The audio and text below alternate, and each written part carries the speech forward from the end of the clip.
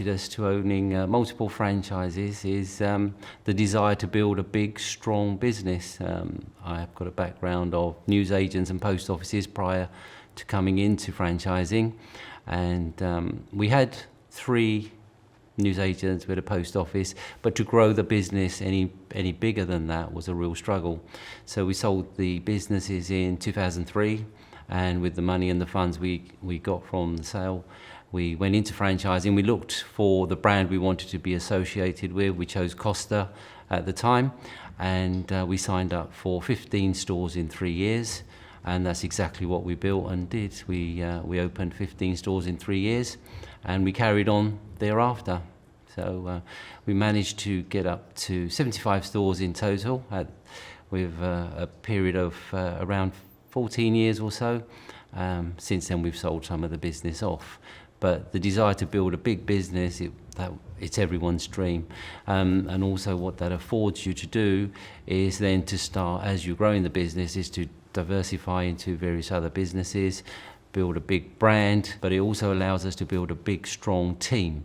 And talent is really what it's all about, is the team, because you can't build multiple businesses, multiple franchises without having a great team behind you.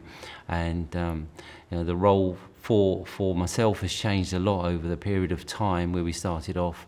I love design, I love build work, but now I find myself really just looking and developing talent. And a great example of building and growing talent, finding talent, a couple of people come to mind straight away. One is Rebecca, who's sitting next to me, and the other one is Bud. Bud is one of only 3 people within the whole of the UK who is accredited by Costa to train baristas. So we've set up our own training academy in Sidcup.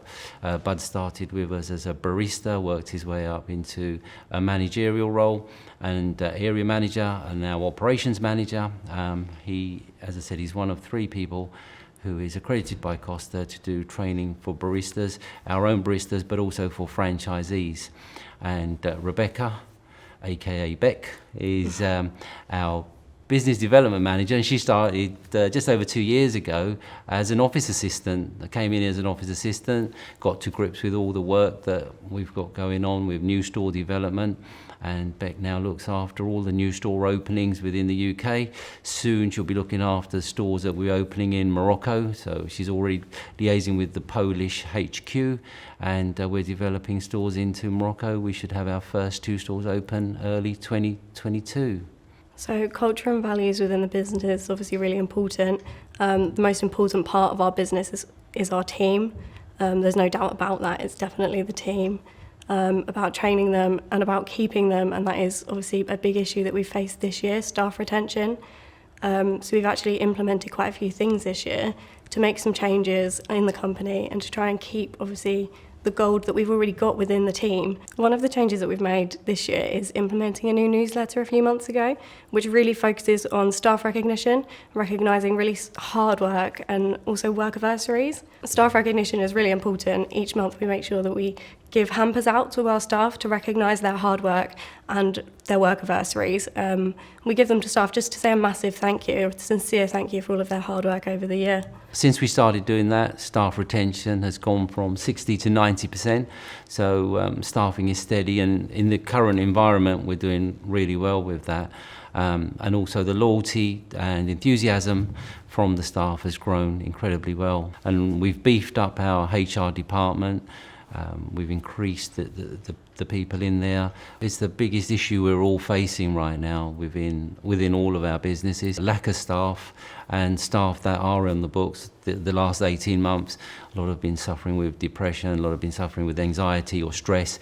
So to make sure our HR is dealing with the issues that our staff are facing has helped us enormously to retain our staff.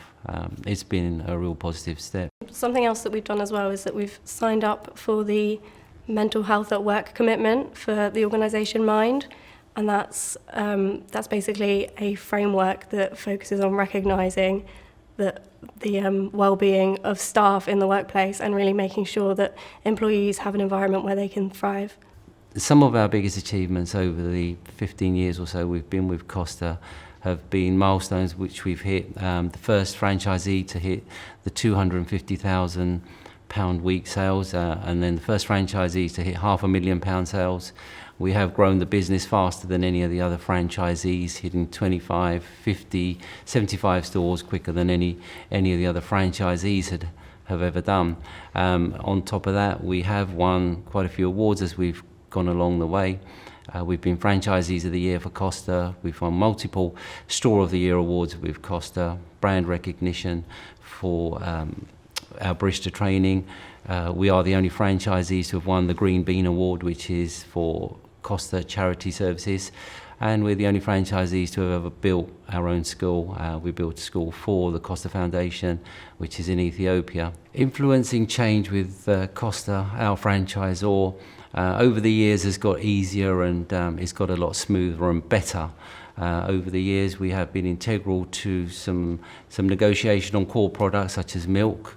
We were part of the negotiations on milk 4 or 5 years ago, and at that time we managed to save the brand about £5 million for the year, and that's obviously followed on since through the years. I am chairman of the Costa Franchise Association, and I relay back issues and concerns from franchisees back to the franchisor, and also vice versa.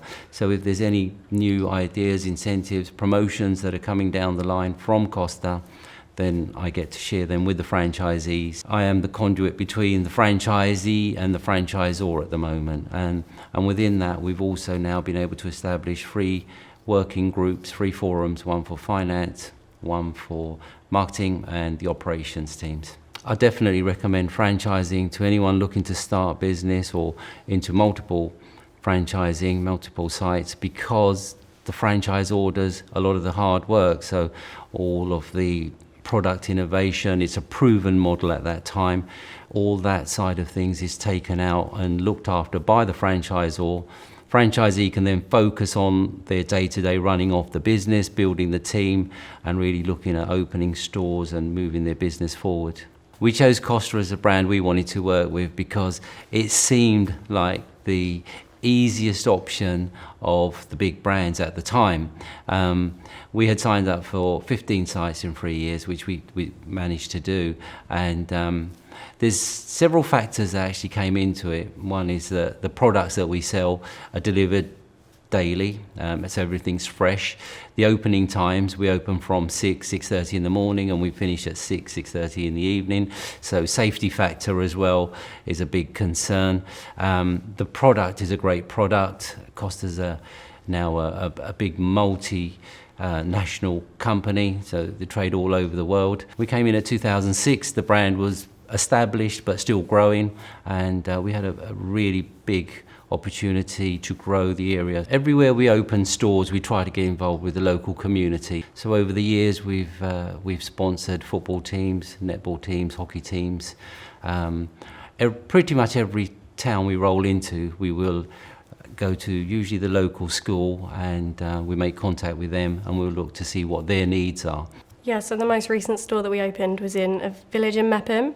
So I reached out to the local school to see if there was anything that we could help with, normally sponsorships for sports teams.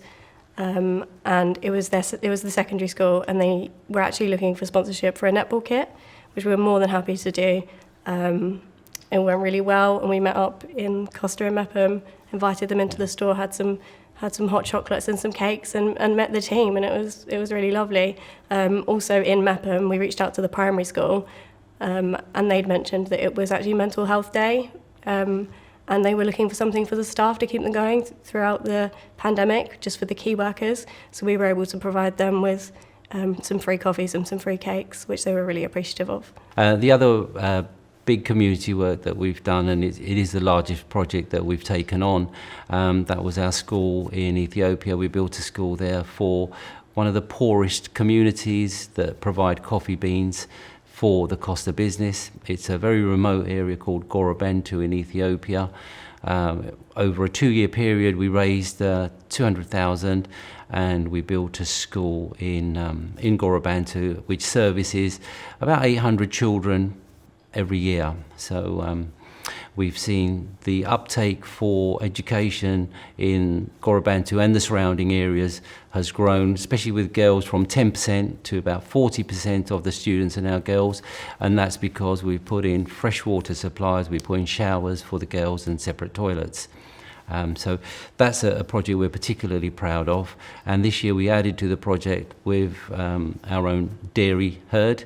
And the reason for doing that, because it could sound a bit funny, but there's an issue with stunted growth in the area, and so the reason, rather than sending money for food and such, so we came up with the idea to start a dairy herd which provides milk, which is protein, calcium and food for a lot of the younger kids. Also provides work for the fathers who look after the cows, the mothers who milk the cows, etc. So it's a whole community experience that's been set up, and we're into a dozen cows now, and I've made a commitment that we will double the herd every year till we get to about 50, 60 cows, and then they'll start having babies and calves and so on, and within a few years they'll have 100 cows, which will provide lots of milk, lots of spare cash for the community, which they can then invest back into the school.